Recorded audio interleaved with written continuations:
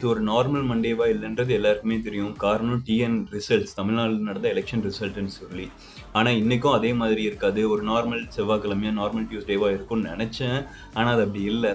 இன்னுமே அந்த ரிசல்ட்ட பத்தி ஆகட்டும், இல்ல நேத்து நடந்த அந்த இம்பாக்ட்ட பத்தி ஆகட்டும், சோசியல் மீடியால இல்ல டே டு டே லைஃப்ல பேசுற மாரி எல்லாருமே பேசிட்டு தான் இருக்காங்க. அத பத்தி ஒரு சின்ன ஸ்டாட்டிக் பார்க்கலாம். டோட்டலா டிவிகே வந்து 108 பிளேஸ்ல ஜெயிச்சிருக்காங்க. டிஎம்கே வந்து 59 பிளேஸ்ல ஜெயிச்சிருக்காங்க. ஏடிஎம்கே வந்து 46 பிளேஸ்ல ஜெயிச்சிருக்காங்க.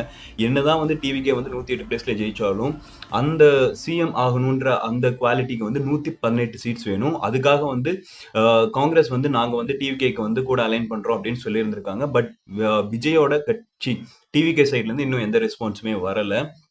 இது எல்லாத்தையுமே தாண்டி சோசியல் மீடியா ஃபுல்லா பேசிட்டு இருக்கிற இன்னொரு விஷயமாகட்டும், விஜயோட கார் டிரைவரோட பையன் வந்து சபரிநாதன் விருகம்பாக்கத்துல வந்து ஜெயிச்சிருக்காரு.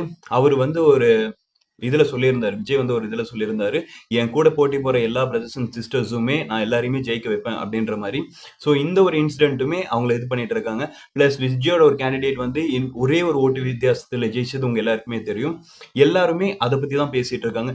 60 இயர்ஸ் ஆஃப் தமிழ்நாடு பாலிடிக்ஸ்ல நடக்காத ஒரு விஷயம் இப்போ 2026ல நடந்துட்டு இருக்கு அப்படின்னு சொல்றாங்க.